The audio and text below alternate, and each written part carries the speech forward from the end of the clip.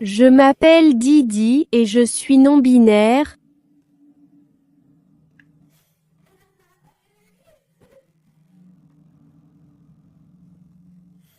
Mes pronoms sont elle et elle. Et je suis queer. Quel cadeau d'être ici pour ce que nous sommes, cette queerness de l'Église.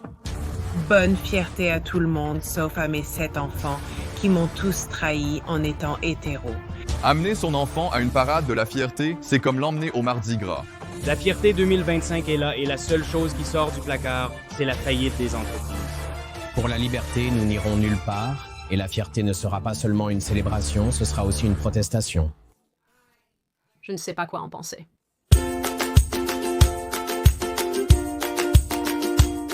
Salut, je m'appelle Sydney. Bienvenue de nouveau en enfer. Donc, c'est encore une fois l'une de ces vidéos que j'ai eu vraiment du mal à préparer, principalement parce qu'il y a tellement d'exemples pour illustrer mon propos et c'est un peu accablant. Il est difficile de ne choisir que mes psychopathes préférés. Cette vidéo a aussi été assez difficile à monter à cause de toute la nudité et des comportements inappropriés, ce qui, en soi, prouve déjà un point. Soyez indulgents avec moi. J'ai fait de mon mieux avec les cartes reçues.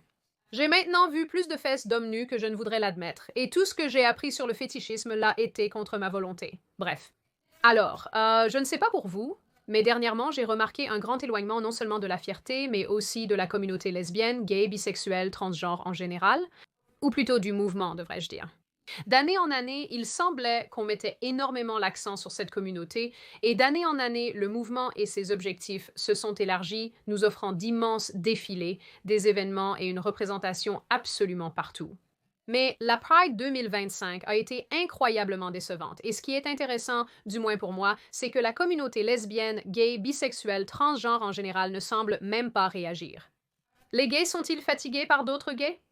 C'est bien ce qui se passe. Vous avez sûrement vu en ligne que de nombreux défilés et événements ont été annulés ou réduits partout. D'autres ont été annulés à cause d'une faible affluence. Certaines organisatrices se sont retrouvées avec des centaines de milliers de dollars de dettes après que de grandes marques ont retiré leur sponsoring, notamment Mastercard, PepsiCo, Nissan, Citi, DoorDash, pour n'en citer que quelques-unes. Les marques n'ont pas changé leur logo en drapeau arc-en-ciel comme d'habitude à cette période. Target a pratiquement retiré tous ses articles Pride de ses magasins après la polémique concernant ses produits destinés aux personnes trans, y compris les maillots de bain adaptés pour le tucking. D'accord. Les femmes blanches progressistes sont très contrariées par cette décision. Pour moi, des fiertés. Mon Target, qui avait un rayon fierté, ne propose désormais que des articles sur les États-Unis. Youpi. C'est un été américain. Cette femme ne connaît probablement aucun homosexuel ou lesbienne, et pourtant elle est en colère pour vous. Très cohérent. Certaines personnes ont fait remarquer que Google est plus préoccupé par la promotion de la fête des pères ici aux États-Unis que par le changement de son logo pour quelque chose en lien avec la Pride. L'abandon de la Pride par les entreprises a été si important que même les médias de gauche ont publié des articles enragés criant dans le vide que tout cela est la faute de Trump, en pointant du doigt son administration qui a forcé le recul des initiatives diversité, équité et inclusion. Et honnêtement, c'est peut-être justement de ça qu'il s'agit dans tout ça. Ou peut-être que cela a aussi à voir avec le fait que les gens, y compris les personnes gays et lesbiennes elles-mêmes, en ont assez de la Pride et de ce qu'est devenu le mouvement lesbienne, gay, bisexuel, transgenre. Et à cause de cette grande désillusion et à cause de cette désillusion collective qui se produit, je pense que nous assistons à l'effondrement d'un mouvement en temps réel. C'est presque comme si, quand on laisse les extrémistes et les personnes dérangées s'approprier les choses, cela fait fuir les gens normaux. C'est complètement fou. Qui l'aurait cru? Les personnes gays et lesbiennes qui ne font pas de leur sexualité toute leur personnalité sont devenues désillusionnées par la partie du mouvement obsédé par le queer, le trans et le genre, ce qui explique la création récente d'organisations qui demandent que les lesbiennes, gays et bisexuels se séparent des trans et queer plus. Soyons honnêtes, les choses sont allées trop loin quand on ne peut plus inclure toutes les lettres dans son acronyme farfelu et qu'on doit utiliser un signe plus à la place. Parfois, quand je fais ces vidéos et que je dois donc réfléchir beaucoup à ces sujets, je me rends simplement compte à quel point la plupart des choses sont incroyablement stupides la plupart du temps. Plus important encore, si l'élection de 2024 est un indicateur, les Américains en général se sont massivement éloignés du progressisme et ce changement s'accompagne d'un bouleversement des attitudes envers les causes sociales. Pour la première fois depuis longtemps, les sondages montrent une baisse constante mais régulière du soutien à la communauté lesbienne, gay, bisexuelle, transgenre, plus. Au cours des dernières décennies, l'histoire des droits lesbiennes, gays, bisexuels, transgenres et queer, plus en Amérique, a été celle d'un soutien public croissant. Cependant, une récente enquête révèle une légère baisse de ce soutien, une première depuis des années. Et l'ironie, c'est que cela est en grande partie la faute de la mafia arc-en-ciel elle-même. Parce que la classe des activistes queer, qui est devenue le visage et la voix de ce mouvement, a depuis longtemps cessé de défendre les droits et les libertés et, à la place, a poussé les choses tellement loin de la rationalité et du bon sens. Et en conséquence, ils ont mené cette communauté tout droit au bord du gouffre. Si nous n'avons rien appris d'autre au cours de la dernière décennie, c'est que vous devriez probablement tenir les personnes non-binaires à l'écart de tout ce que vous essayez de faire, à moins que vous ne vouliez finir dans le ravin proverbial avec plein de rochers pointus au fond pour amortir votre chute. Aussi, juste une petite parenthèse avant que nous commencions cette vidéo et que je vous traumatise avec tous les exemples que j'ai trouvés et beaucoup de choses que vous avez probablement oubliées à ce stade, je veux simplement préciser que je ne parle pas beaucoup ici du mouvement trans, car j'ai déjà expliqué pourquoi il s'est effondré dans 2 vidéos distinctes sur cette chaîne récemment, que je mettrai en lien dans la description. Il est également important de noter que toutes ces absurdités se sont produites plus ou moins simultanément, ce qui rend difficile de les présenter de façon chronologique. J'ai fait de mon mieux, mais tout se passe un peu en même temps. Je vous demande pardon. Les origines de la Pride aux États-Unis remontent à 1969, lorsque les personnes gays et lesbiennes se sont opposées à la police lors des émeutes de Stonewall à New York. 1 an plus tard, la première marche de libération de la fierté gay a eu lieu à Manhattan en 1970. Le slogan officiel du défilé était « Dites-le haut et fort, gay et fier ». Le but était de déstigmatiser l'attirance pour le même sexe, d'abolir les lois discriminatoires et d'obtenir liberté et acceptation sociale sans stigmatisation. Début des années 2000, une bonne partie de ces objectifs avaient été atteints en Occident. Après l'adoption du mariage homosexuel dans le monde dans les années 2000-2010, de nombreuses personnes lesbiennes, gays et bisexuelles ont eu le sentiment d'avoir atteint leur objectif, mais je ne sais pas pour les autres pays. L'acceptation était obtenue. Il était temps de raccrocher et de poursuivre leur vie. Mais les choses commençaient à mal tourner bien avant cela. Quand je dis ça, je veux dire que les graines de la stupidité avaient déjà été semées. En 2009, les questions transgenres ont occupé le devant de la scène lorsque Obama a inclus les personnes transgenres dans sa proclamation de la fierté du 1er juin. La reconnaissance au niveau fédéral a marqué un passage des droits des gays et des lesbiennes vers des questions plus larges d'identité de genre, portées par les militants trans et queer. Cela a ouvert une boîte de Pandore bien plus grande que ce que quiconque aurait pu imaginer, nous menant vers la présence d'hommes dans les espaces réservés aux femmes, la participation d'hommes dans les sports féminins, les débats sur l'accès aux toilettes, la transition médicale des mineurs et la réalisation d'opérations irréversibles et bouleversantes sur des adultes vulnérables. Très bien. Sans parler de toute cette utilisation forcée de néopronoms dans le gouvernement, les lieux de travail et les écoles. Ils aiment vraiment forcer les gens à se conformer. C'est même ici que certaines personnes, gays et lesbiennes, ont eu le sentiment que leur mouvement était récupéré et éclipsé. Bientôt, tout tournait autour du thé et plus tard de la partie nébuleuse Q+, de la communauté. Entre 2016 et 2018, le drapeau arc-en-ciel a connu une sorte de métamorphose, subissant un relooking avec les drapeaux de la fierté de Philadelphie et Progress. Il y a tellement de P dans tout ça, en ajoutant des bandes pour les personnes non blanches et les identités trans.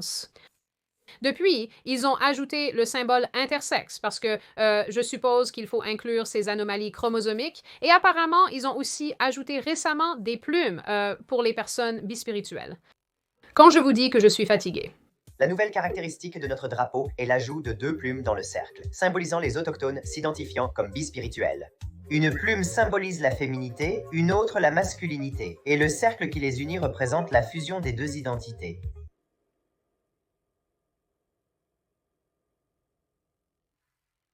N'est-ce pas ridicule?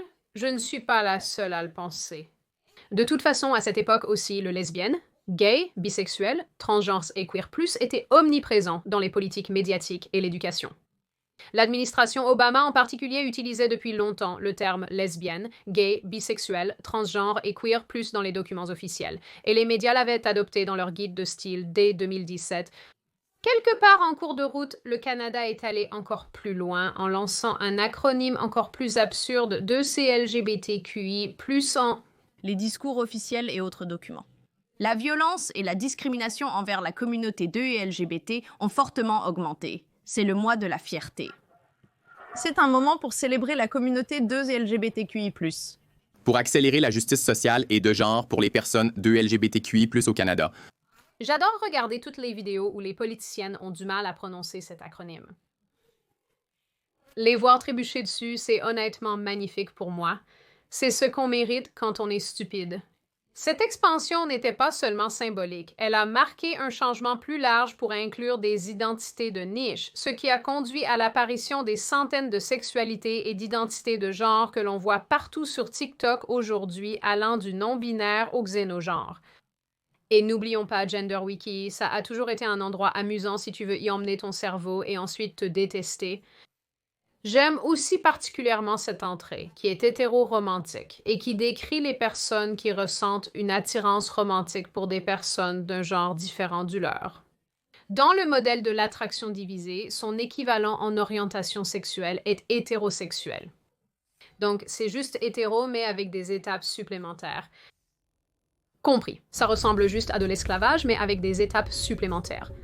Ensuite, parce qu'on vit littéralement en enfer, le polyamour, les troubles et d'autres dynamiques relationnelles étranges ont été intégrés au mouvement et ont commencé à apparaître absolument partout. En 2010, le polyamour était mis en avant lors de la Pride avec des ateliers et des chars, déconcertant ceux qui pensaient que la Pride concernait uniquement l'attirance entre personnes du même sexe et non les dynamiques relationnelles. Même au sein de la communauté, des critiques ont commencé à dire que c'était devenu trop compliqué et éloigné du combat d'origine. Salut! Salut à tous, pour les nouveaux, je suis Dana. Je suis dans une relation polyamoureuse avec mes partenaires Gabi et Ellie. Ça me fait me sentir en insécurité. Et à cause de toute la folie qui sortait du mouvement, en 2022, des groupes comme la Lesbienne, Gay et Bisexuelle Alliance poussaient à séparer les lesbiennes, gays et bisexuels des TEQ, plus en soutenant que la communauté était récupérée par des personnes folles. Encore une fois, quand votre acronyme a besoin d'un signe plus, c'est peut-être qu'il essaie d'en faire trop. Tout cela, en soi, était déjà incroyablement bizarre, et les gens commençaient déjà à se sentir très fatigués, surtout en considérant que la communauté et l'agenda lesbienne, gay, bisexuel, transgenre, queer, intersexe, asexuel et autres identités de genre et orientation sexuelle apparaissaient absolument partout, en politique, dans l'espace culturel, dans l'espace social. Mais ensuite, il y a eu la volonté d'impliquer les enfants, et là, tout comme avec le mouvement trans, beaucoup de gens ont décidé de s'en éloigner. Tout ce que vous avez à faire, c'est de laisser les enfants tranquilles. Au milieu des années 2010, l'heure du conte drag queen a débuté à San Francisco avec des drag queens lisant des histoires aux enfants dans les bibliothèques. Cela a provoqué une réaction quasi instantanée, sans surprise. Les critiques n'ont pas vu cela comme une expression de tolérance et d'inclusivité, mais plutôt comme des adultes en tenue provocante imposant des thèmes adultes aux enfants. Le fait que les drag queens ne se produisaient pas dans les maisons de retraite ou les refuges pour sans-abri n'a pas aidé. Elles semblaient se concentrer uniquement sur les enfants. L'heure du conte drag queen avait une multitude de problèmes en dehors des plus évidents. De nombreux artistes n'étaient pas correctement vérifiés, certains ayant déjà été condamnés pour des comportements inappropriés envers les enfants. Ensuite, à partir de l'heure du conte drag queen, est venue l'idée qu'il était globalement acceptable d'avoir des drag queens qui se produisent devant des enfants, ce qui a conduit à des spectacles à la limite du striptease devant des enfants et leurs familles. Des vidéos sont devenues virales où des enfants étaient incités à donner de l'argent à des hommes dansants. Chicago est une nouvelle fois au cœur d'une polémique. Des critiques fustigent une heure du conte drag pour tout petit dans une bibliothèque publique. Des manifestants des deux camps s'opposent à l'extérieur, mais les responsables maintiennent l'événement. La bibliothèque défend l'inclusion. Comment ça se fait? Est-ce que j'ai l'air effrayant? Tu sais quoi? Non. Je suis une drag queen. Si une drag queen veut te lire une histoire à la bibliothèque, écoute-la parce que le savoir, c'est le pouvoir. Et si quelqu'un essaye de restreindre ton accès au pouvoir, c'est qu'il essaye de te faire peur. Ensuite, cela a commencé à apparaître dans les écoles et les programmes scolaires du monde occidental. Bien que cela semble souvent être un problème spécifique aux États-Unis, au Canada, à l'Australie ou à l'Angleterre, hélas, en 2019, les établissements d'enseignement se sont focalisés de manière excessive sur les drag queens et l'identité de genre pour des raisons inexpliquées. La Californie a rendu obligatoire les cours d'histoire lesbienne, gay, bisexuelle, transgenre et queer+, et TikTok a explosé avec des enseignants montrant des drapeaux arc-en-ciel ou donnant des leçons sur les pronoms en classe. Et bien sûr, nous nous souvenons tous des photos de la personne pain d'épices et de la licorne du genre. Je me sens comme Derek dans Zoolander, tel un bonhomme pain d'épices. Homme sirène.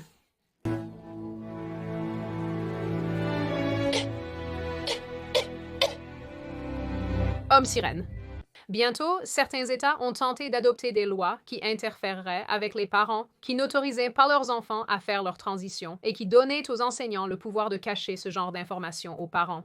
En 2024, la Californie a interdit les politiques scolaires exigeant que les parents soient informés si un élève change d'identité de genre, de nom ou de pronom, en faisant valoir que cela protège la vie privée de l'enfant. Si vous enseignez en classe et n'êtes pas prête à transmettre un contenu inclusif, vous ne devriez pas exercer ce métier. Donc, je n'ai pas le droit d'être ouvertement trans non-binaire à l'école. Est-ce que... Ne dites pas que j'y ai droit dans les commentaires, ce n'est pas vrai. Vivre en Louisiane, c'est nul.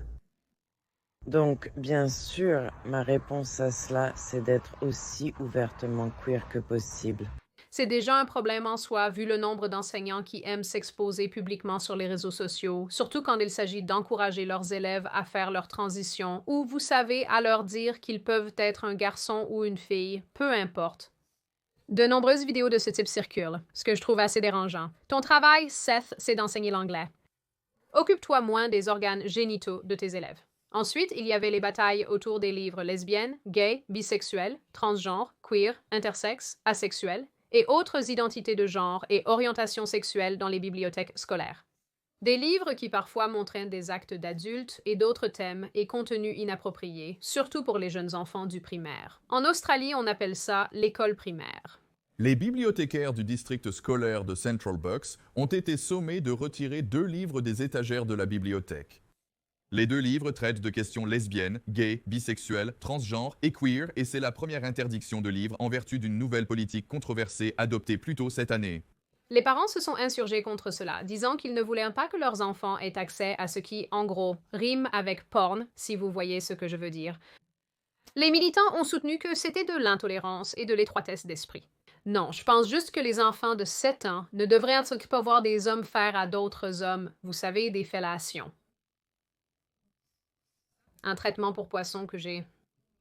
Pride Puppy était utilisé en prématernelle, mais ne fait plus partie du programme actuel. C'est celui où ils cherchent du cuir, des objets de bondage et autres.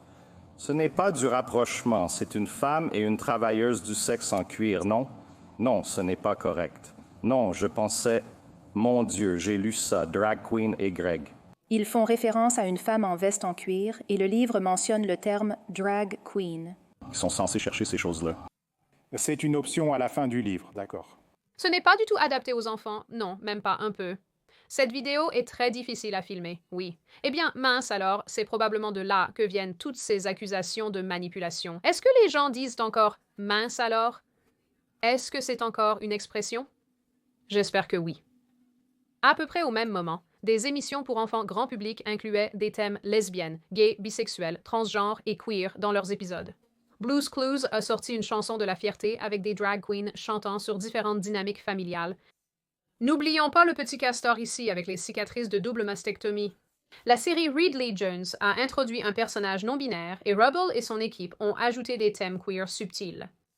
On remarque les chaussettes aux couleurs trans. Votre message est clair. Certaines émissions en ligne ont été créées dans le but précis de parler aux enfants de l'identité de genre et de l'agenda lesbienne, gay, bisexuel, transgenre et queer+. Les parents ont commencé à demander pourquoi les émissions pour la maternelle enseignent-elles l'identité de genre et pourquoi dites-vous à mon petit garçon qu'il peut être une petite fille? Ensuite, il y a eu l'accent mis non seulement sur les drag queens en général, mais aussi sur les enfants drag. Et c'est là, je le crains, que nous avons, oui, dépassé les limites, sommes tombés dans l'océan, avons coulé jusqu'à la fosse des Mariannes, puis avons été dévorés par un plancton. Ou des algues. Qu'est-ce qu'il y a au fond de la fosse des Mariannes? Le petit gars avec la lumière. Je suis désolée, je ne me sens pas bien. En 2022, un événement à Dallas appelé Drag the Kids to Pride a vu des enfants danser avec des drag queens pendant que des adultes leur donnaient des pourboires. Je n'aurais jamais pensé prononcer une telle phrase. À l'arrière-plan du club, il y avait une enseigne au néon qui disait « Ça ne va pas se lécher tout seul ». Et je sais que vous êtes assez intelligent pour comprendre ce que ça veut dire. Donc oui, vraiment très approprié. J'adore ça. Par le passé, Desmond est incroyable et Nemus Gold, 2 enfants, ont fait sensation en apparaissant dans de nombreuses vidéos où ils se produisaient devant des adultes.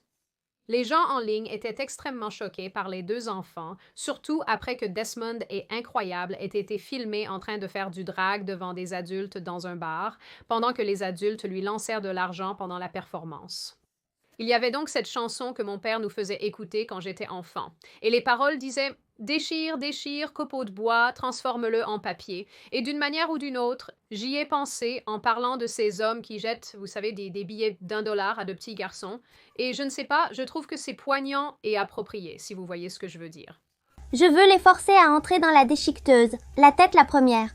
Je me définirais comme une personne inspirante. Enfant drague, mais en un mot, je dirais incroyable. En 2019, le magazine Huck a également mis en avant Nemi Gold et son parcours en tant qu'enfant drag queen. Les photos accompagnant l'article étaient trop sombres pour de nombreux lecteurs. Je ne les montrerai pas car il s'agit d'un enfant et c'est un peu déplacé. Bref, ce ne sont que 2 enfants. Bientôt, nous avons eu des émissions comme Kids in Drag qui documentaient de jeunes garçons participant à une compétition de drag ou Generation Drag, produite par Tyra Banks, qui mettait en scène des enfants de 12 à 17 ans se préparant pour un bal drag, quoi que cela veuille dire. Et en parlant d'émissions, au fil des années, on a eu toutes sortes de programmes qui mettent en avant des enfants trans ou des bébés ou des enfants non-binaires de 3 ans. Je ne sais pas ce qui est pire ou s'il y a vraiment quelque chose de pire, mais tout cela a fini par aboutir à des gens qui demandent à ce que des enfants soient présents à la Pride autour du fétichisme. Et la promotion du fétichisme à la Pride en général. En 2021, un article notoire du New York Times mentionnait une mère qui souhaitait que son enfant assiste à la Pride, malgré les comportements inappropriés, car cela faisait partie de la communauté.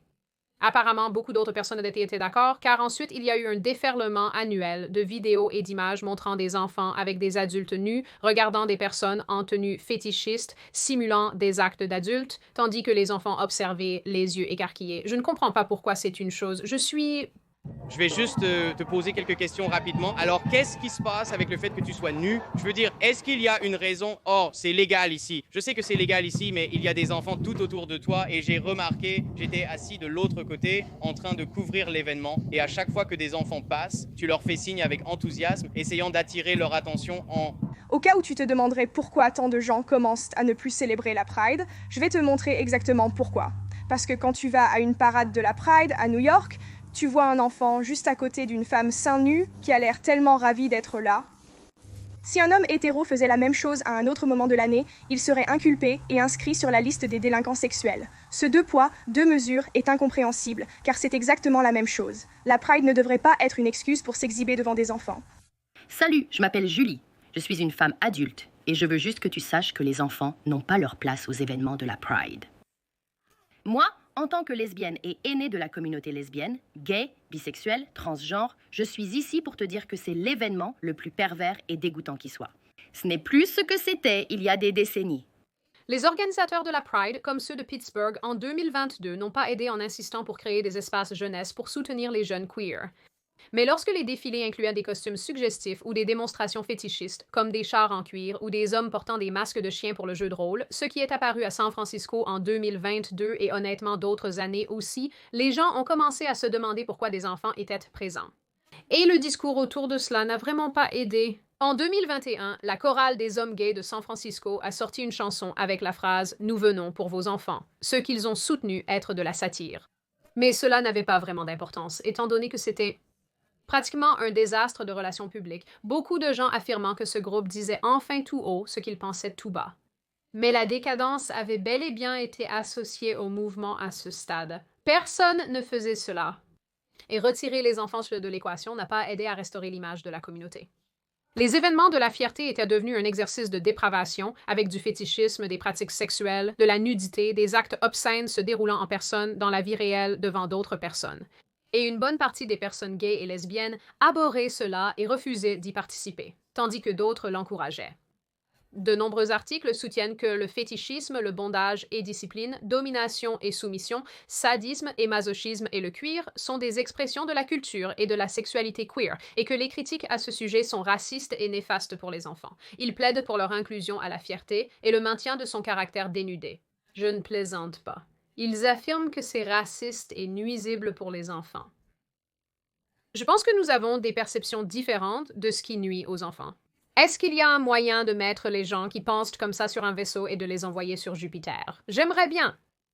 Je soutiens ça. En plus de toute cette folie, il y avait les scandales très publics. En 2022, Sam Brinton, un irresponsable non-binaire de l'administration Biden, a été surpris en train de voler des bagages de femmes à l'aéroport, puis de les porter sur des photos en ligne. En 2023, un membre du personnel du Sénat a tourné une vidéo pour adultes dans un bâtiment du Sénat. La personne impliquée n'a montré aucun remords par la suite, déclarant au New York Magazine qu'elle ne regrettait pas ce qu'elle avait fait et qu'étant donné à quel point son travail était ennuyeux, elle cherchait simplement un moyen de se divertir. En 2022, malgré leur marginalité, il y a eu des tentatives de normaliser les maps ou les amateurs de terrain de jeu, certains groupes affirmant qu'il s'agissait d'une orientation sexuelle comme l'attirance pour les personnes du même sexe. Maintenant que j'y pense, je crois que cette même pression venait du groupe prônant la bestialité et des hommes qui veulent s'habiller en petites filles, porter des couches et ce genre de choses. Et en fait, les furies aussi. Je suis sûre que les furies ont leur place là-dedans quelque part. Mention honorable pour tous les enfants qui ont commencé à s'identifier comme des chats, des oiseaux, des poissons et tout ça. C'est probablement la faute des furies. Je vais blâmer les furies. N'oublions pas non plus qu'en réponse à tout cela et aux personnes qui s'opposaient à l'endoctrinement dans les écoles, à ces enfants drague et à ces événements drague et tout le reste, il y avait toujours les manifestants lesbiennes, gays, bisexuels, transgenres, plus qui venaient en s'opposer à ceux qui disaient « Non, s'il vous plaît, ne faites pas ça à nos enfants ».